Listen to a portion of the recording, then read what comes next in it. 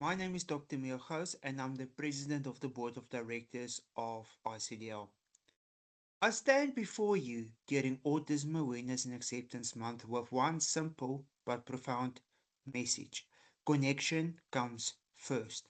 In a world that often focuses on outcomes, performance, and fixing differences, we must pause and ask ourselves what truly matters.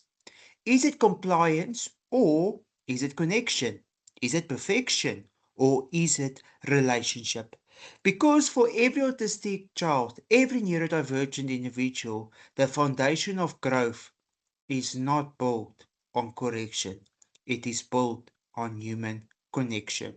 Through approaches like floor time, we see a powerful shift.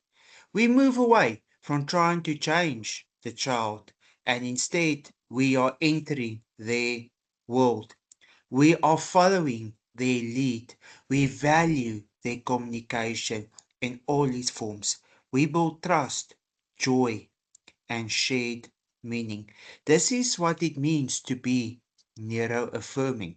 It means recognizing that development is not a checklist, it is a relational journey. A journey shaped by safety, by emotional connection, and by meaningful interactions.